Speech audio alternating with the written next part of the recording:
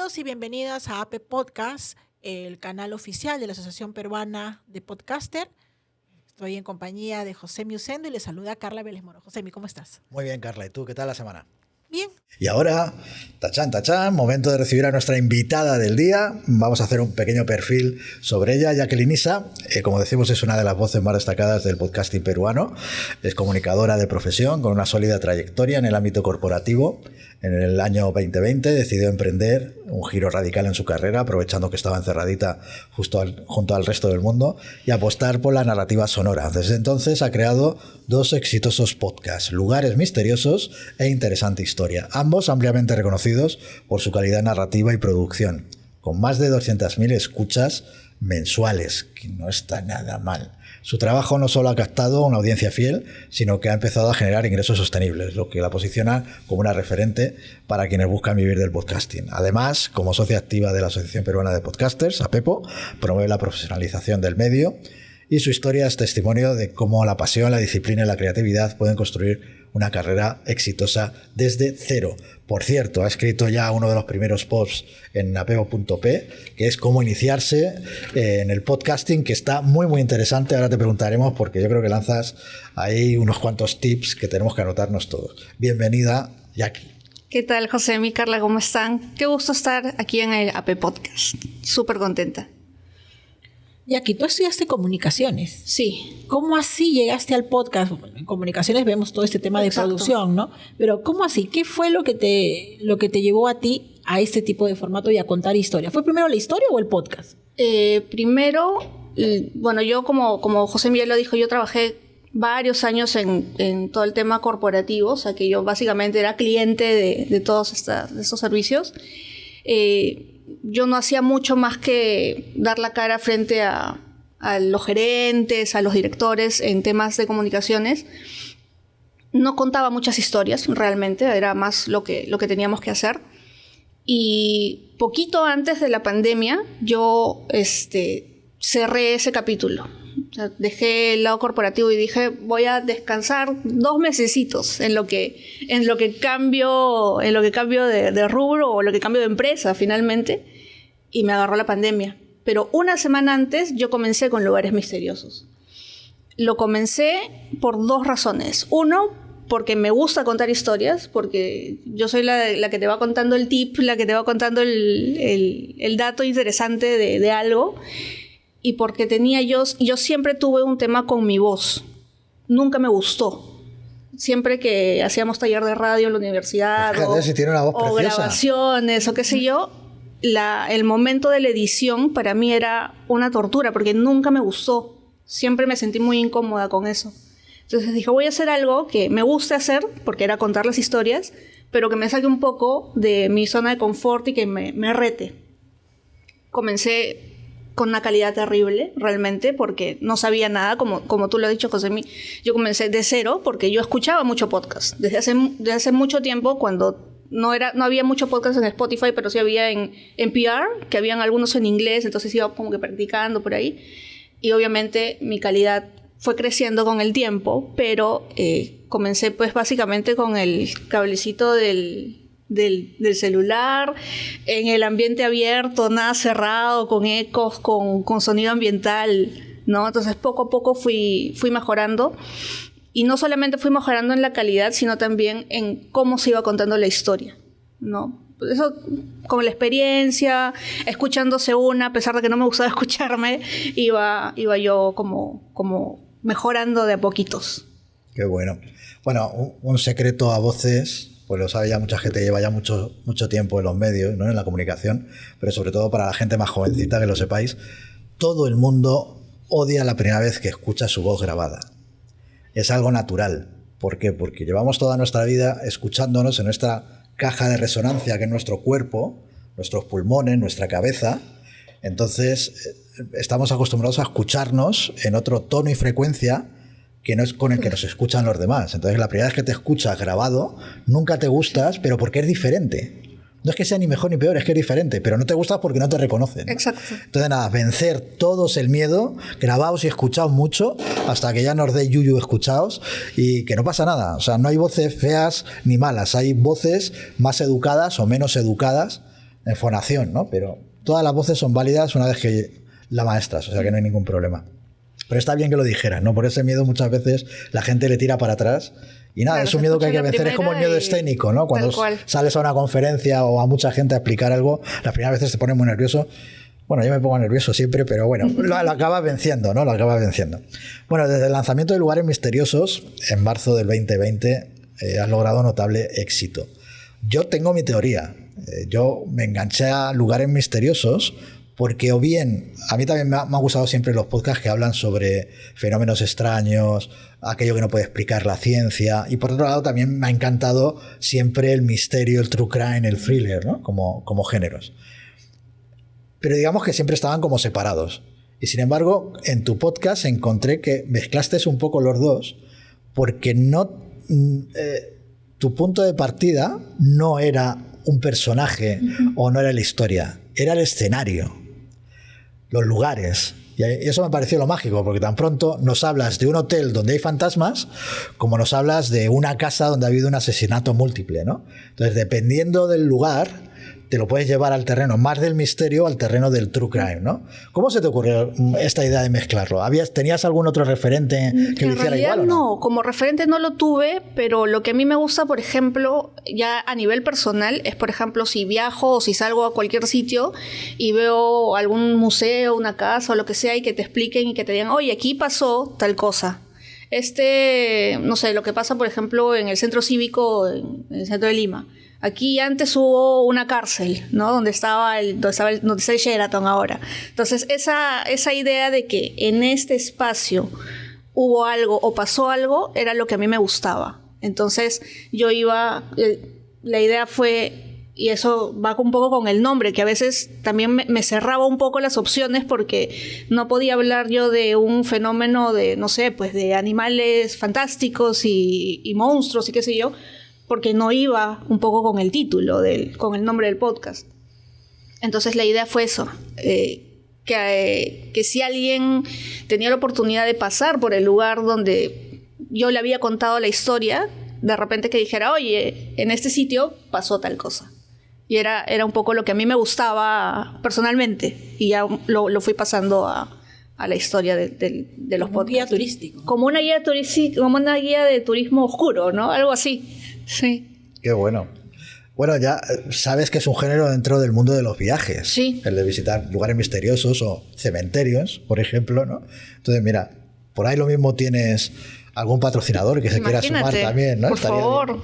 Oye, ¿cómo es el proceso de encontrar ese tipo de historias? Porque no es lo habitual que encuentran ni en libros, que es lo que, como dice Carla, te puede contar en un momento dado un guía turístico, pero porque además es como esa historia paralela que se cuenta en las calles o en el boca a boca, claro, pero no se cuenta en los libros, porque muchas veces tiene que ver con la crónica más oscura, claro, de los lugares, y es lo que no se cuenta. Es como el que te va a vender una casa nunca te va a contar que hubo un asesinato múltiple ahí, ¿no? Lo que quieres vender de la casa. Entonces, ¿cómo encuentras esas historias?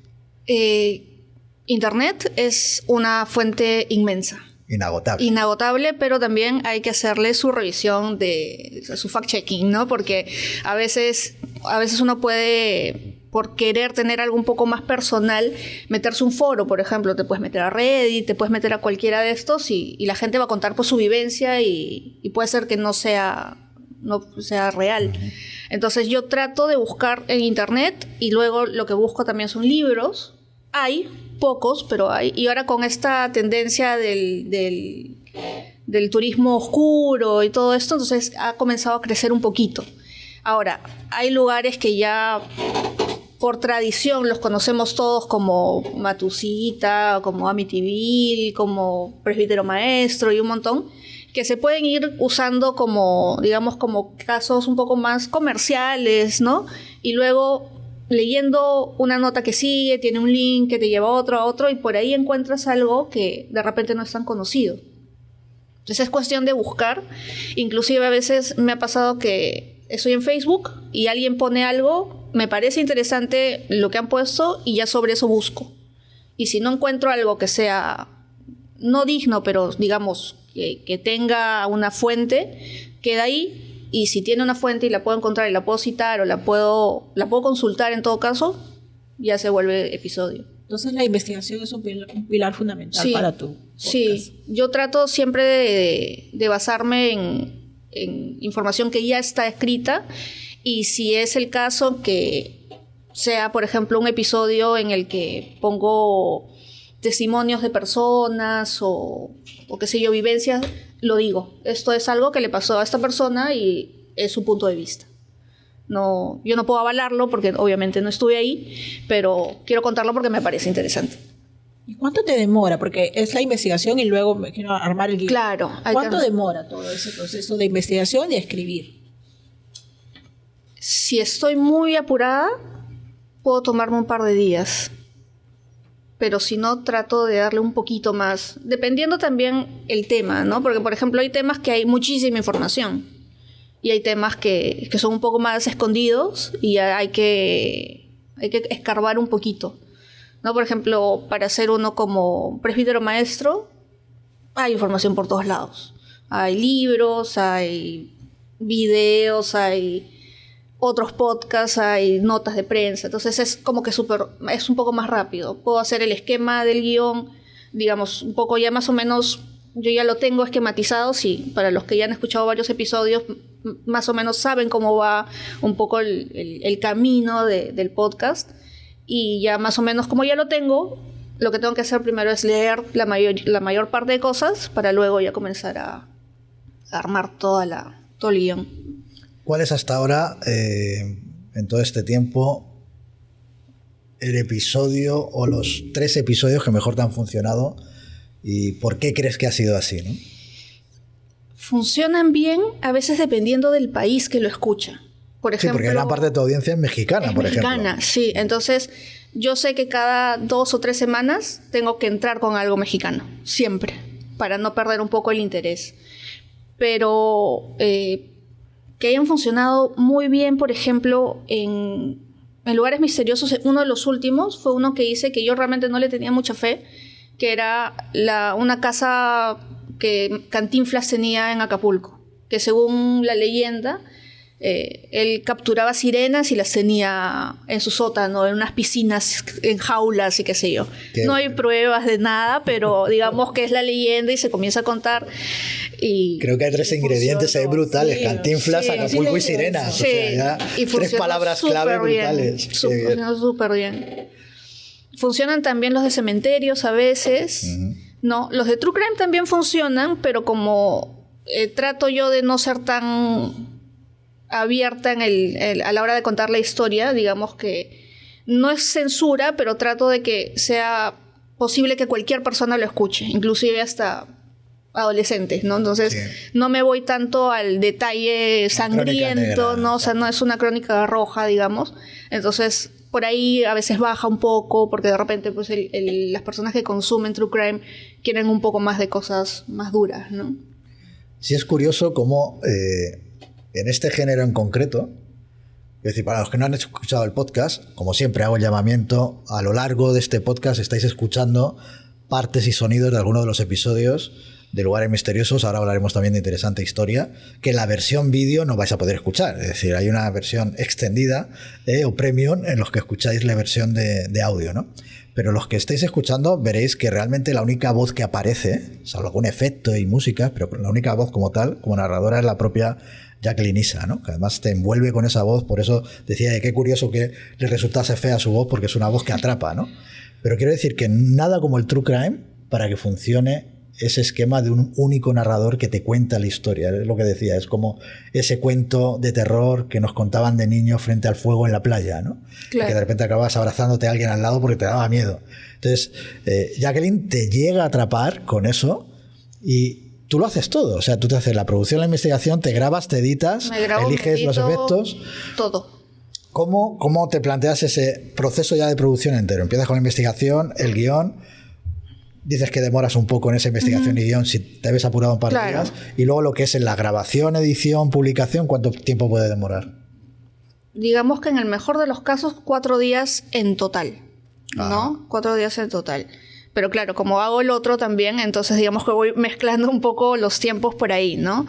Ya tengo un calendario en el que, por ejemplo, yo de lunes a miércoles ya está todo grabado y editado, entonces de lunes a miércoles lo que hago es preparar los siguientes episodios y entre viernes y domingo, porque aquí no hay mucho descanso, grabo y edito, ¿no? Esa es más o menos un poco la idea. ¿Qué días publicas habitualmente los podcasts? Interesante Historia sale el lunes y Lugares Misteriosos el miércoles. ¿Y esos días en concreto porque ya testaste otros días y en los que mejor te funcionan? Sí, en realidad me funcionó súper bien. Al principio, cuando yo comencé con Lugares Misteriosos, no era muy constante. Entonces, había días que salía miércoles, había días que salía jueves o cualquier otro día de la semana. Y era un poco desordenado. Entonces, hasta que encontré que el miércoles le iba bien y quedó. Y por un tema ya de espacios, dije lunes vamos con Interesante Historia y también quedó ahí. ¿Y qué elemento crees que tiene que ir sí o sí en una historia de este tipo? Yo creo que lo que tiene que ir es una buena descripción de lo que pasa o de la historia. La idea es que la persona que te escuche sienta que está en el lugar. Entonces, si dejamos detalles un poco sueltos a la imaginación, de repente podríamos confundir. Entonces, la idea es no usar palabras muy complicadas, términos que si están en inglés, traducirlos, ¿no? Y realmente darle al oyente la historia para que sencillamente se siente, se relaje y la pueda escuchar. ¿Y qué te falta por hacer, por ejemplo, con tus podcasts? ¿A dónde quisieras llevarlos? Me gustaría entrar un poco más en la parte de video. No es realmente mi prioridad. A mí me gusta muchísimo contar la historia como la estoy contando ahorita. Creo que el video, a no ser que esté yo en el lugar y salga yo contándolo, probablemente vestir un video con imágenes de archivo de repente no funcione tan bien. No es que crea yo que voy a lograr miles de vistas en YouTube por tener un video con imágenes de archivo. Si te dijera qué más puedo hacer, es tal vez hacer un poco más de historias, más de reels, o más hablar un poco más con la gente, más allá de lo que ya lo hago con los comentarios, ¿no? Porque la gente me escribe, me manda comentarios, yo les contesto, pero digamos que no me tienen como una imagen aún.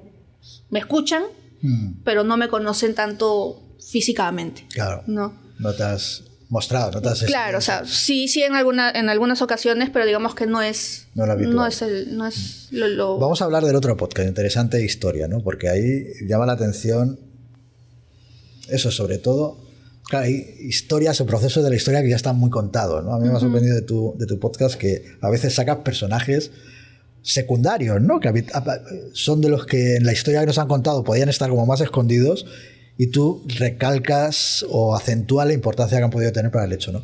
Igual, ¿cómo es el proceso cuando te planteaste Interesante Historia? Porque de historia hay un montón de podcasts. Sí. O sea, el True Crime como que se ha puesto ahora de moda, pero la historia como podcast lleva ya más de una década rompiéndola, ¿no? Imagino que el poner el foco en esos personajes o en esas otras historias era una manera de enmarcarte, pero igual, ¿cómo fue el proceso para llegar ahí? Y lo que pasó ahí es que Lugares Misteriosos me quedó chico. Porque como el mismo nombre indica, todas las historias eran sobre lugares y hechos de misterio. Podía ampliarlo un poquito a True Crime porque obviamente eso había pasado en algún lugar y digamos que entraba dentro de la forma, ¿no? Pero cuando yo quería contar la historia de alguien o una biografía de algún cantante de X, ya no entraba. Claro. Ya no había forma de meterlo, no tenía lógica. Entonces dije, voy a hacer uno de historia, de cultura y, digamos, veo un tema interesante en redes o en donde sea y lo podemos ir metiendo, ¿no? Entonces, así comenzó. Sí, porque es bien random, o sea, puede ser de hecho como muy histórico, como puede hablar de hechos que sucedieron la semana pasada. Tal cual. O en cualquier parte del mundo, además, ¿no? Sí. Pero, y eso también ¿cuál crees que es ahí el común denominador de todos? Aparte de Jacqueline contándolo, ¿no? Que obviamente lo que te digo es esa presencia constante, es un podcast que atrapa. Yo creo que también es la forma sencilla en la que cuento la historia. No estoy tratando yo de, digamos, de dar una lección de colegio, ¿no? No estoy tratando de que la gente al final termine dando un examen, ¿no? Yo lo que quiero es que la gente se entretenga unos 15, 20 minutos cada semana escuchando un tema cultural que de repente al final del día puede decir y tú sabías que pasó tal cosa aquí, o tú sabías que pasó tal cosa en esta fecha, o que fulano tal, ¿no? Un poco fue eso. A mí me gusta que te atañen muchas veces, bueno, la mayoría de las veces a los hechos, que no juzgas, que no metes opinión de manera arbitraria, ¿no? Y yo creo que eso ayuda también bastante a que la credibilidad de lo que cuentes lo acabe enganchando, ¿no? Exacto. Y de ahí cómo saltas a controlar esa comunidad, lo que has dicho, sueles estar activa en redes. Sí. Vamos a hablar ahora de la comunidad, luego ya acabaremos hablando de la plata, obviamente, de la monetización, antes de que se nos acabe el podcast. Pero eso, yo sé que has ido articulando una comunidad muy potente, como decimos, gran parte de esa comunidad te viene desde México. ¿Cuáles son las redes de contacto con ella? ¿Cómo lo haces? ¿Cómo interactúas? Porque en el podcast no lo haces. No, Quiero decir, en no el lees ni podcast es un mensaje. canal. Exacto, es un canal solo como más, ¿no? ¿Cómo es ese contacto, esa bidireccionalidad con la comunidad? Algo muy gracioso que pasó al principio, por lo menos con Lugares Misteriosos, fue que hice comunidad con podcasters. Como yo realmente no sabía cómo llegar al público en general, y no tenía público porque el podcast salió y obviamente no disparó, o sea, eran muy pocas las escuchas que tenía. Comencé a juntarme, o sea, no juntarme, pero por lo menos a hablar por grupos de Facebook, por Twitter o qué sé yo, por redes, con otros podcasters. ¿Buscaste tú la calle? Sí, porque habían en esa época, bueno, asumo que todavía habían muchos grupos de podcasters en Facebook, ¿no? Entonces yo entraba ahí y en los que se permitía hacer autopublicidad, yo ponía el podcast. Entonces venían otros podcasters y inclusive muchos me dieron consejos al principio.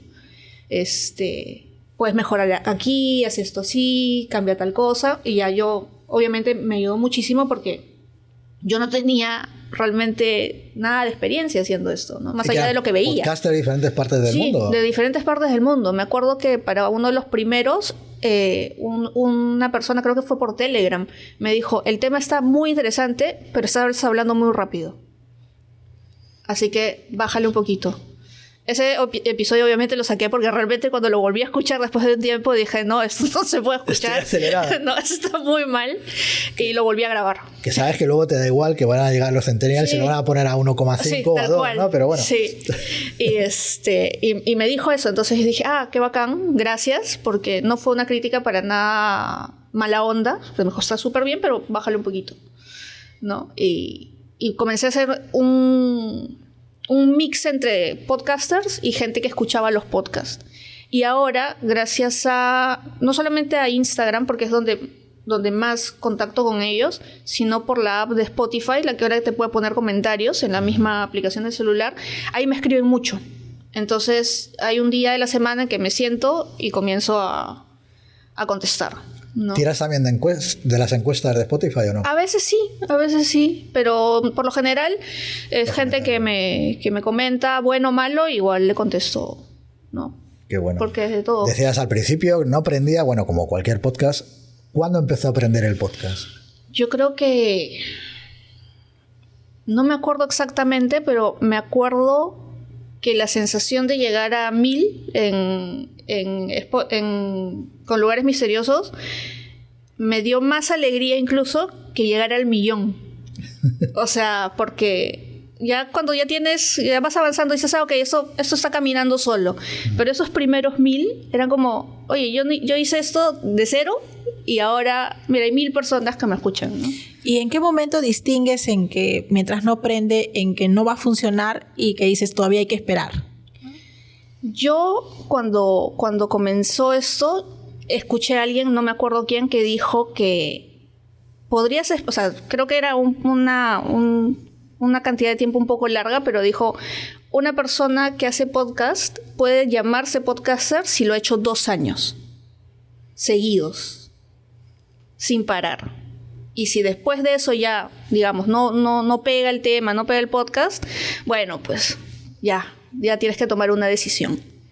Porque mucha gente sale hace 2 meses, hace 10 capítulos, hace 15, y dice, esto no soy famoso para el 10º episodio y ya murió, ¿no? Entonces, y lo bueno era que tenía el tiempo para hacerlo.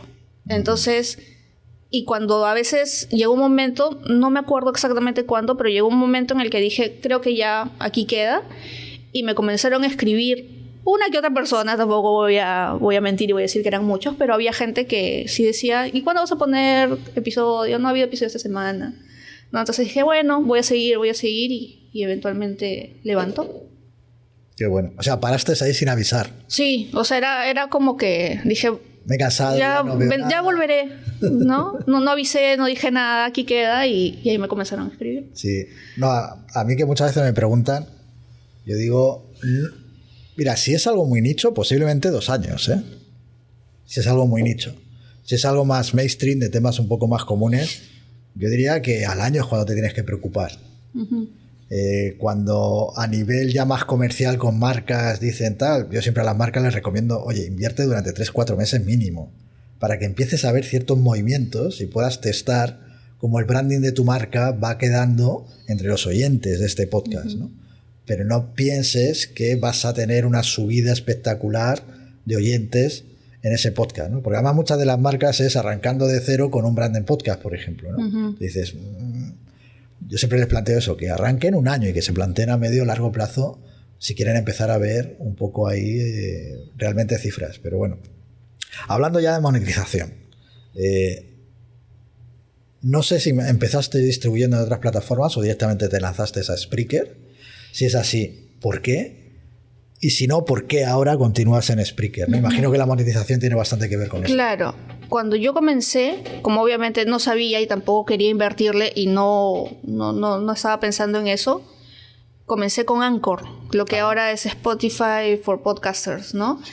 Ellos ofrecían una monetización, pero realmente nunca se dio. Inclusive te hacían grabar unos audios haciéndole publicidad a Anchor para meterlo dentro de tu podcast. Y claro, te decían, te vamos a pagar, no sé, $20 por tanto, pero en el camino la plataforma que te pagaba a ti en Perú se quedaba con la mitad. Entonces realmente no convenía. Y después de eso, nunca más volvieron a ofrecer nada, ¿no? Por lo menos no para Perú. Sí. Entonces, creo que en algún lugar escuché algo de Spreaker, entré para probar. Y como creo que ellos recién, no sé si estaban comenzando o justo coincidí con que estaban haciendo un precio especial, creo que comencé a pagar $5 por el hosting. Y te daban ilimitados, no había problemas con el espacio, ni la cantidad, porque hay otros que sí te dan, pero te dicen 100 episodios. Y si quieres 200, bueno, pagas más y pagas más. Entonces, desde el principio Spreaker a mí no me dio problemas. Y pagaban por PayPal, entonces ya no era la otra plataforma que la que te pagaba Spotify, que se terminaba yendo todo en comisiones. Y me quedé. Y me ha ido súper bien, porque, digamos, lo que les contaba hace un ratito, Spreaker paga desde que haces tus primeros $10. Entonces, bien puedes sacar esos $10 o sencillamente dejarlo como un pozo y vas acumulando cada mes, ¿no? Qué bueno. ¿Y a partir de qué cifra de escucha más o menos empezaste a monetizar, aunque fuera muy poquito? No estoy segura del número, pero yo me acuerdo que moneticé como al 5º mes. O sea, digamos que los primeros 2-3 meses de Spreaker, pero que no eran los 2-3 meses del podcast, porque yo ya había estado antes en Anchor y por ahí de repente pasé a algún otro en el camino. Pero, digamos, desde que llegué a Spreaker fueron 4 o 5 meses hasta que hice, creo que los primeros $20. Y ahí ya, bueno. ¿Y qué cifras te movías ahí más o menos de escuchas? No eran muchas. No eran muchas. O sea, como son ahora, no es que serían pues 10.000. Pero realmente no estoy segura. Te mentiría si te digo un número. Habitualmente suelen ser las cifras que dan en el mercado americano. En el mercado americano dicen que un podcast que empieza a tener ya 10.000 escuchas al mes, ya empieza a ser monetizable, ¿no? Entonces que se da también como una especie de baremo en audio, hablamos de audio, no de vídeo, que va por otros derroteros. Muy interesante. Por cierto, aquí, y miro a cámara también, por alusiones, si alguien de Spreaker o de Spotify quiere comunicarse con la Pepo, con nosotros, decirnos las nuevas políticas, cuál es el futuro de los podcasters, de las regalías, de los ingresos, estaremos encantados. Pepo.p, tenemos información @pepo.p como correo, nos escriben sin ningún problema. ¿Y cuál sería ya tu consejo final? Mi consejo final es que hay que ser constantes. Si alguien tiene, primero, perder el miedo, lanzarse, digamos que no importa si el primer episodio no sale como un podcast hecho en estudio, con un técnico de audio que te ayude con la edición y tal. Yo creo que la idea es lanzarse, tener por lo menos definido cuál es el tema macro del podcast, ¿no? Si quieres hacerlo sobre, no sé, deportes, digamos que lo hagas ordenado, que seas constante y que te comuniques con la gente. No hay que tener miedo ni al buen comentario ni al malo, ¿no? Y básicamente eso, constancia, seguir los primeros meses, las primeras semanas, probablemente no te escuche nadie.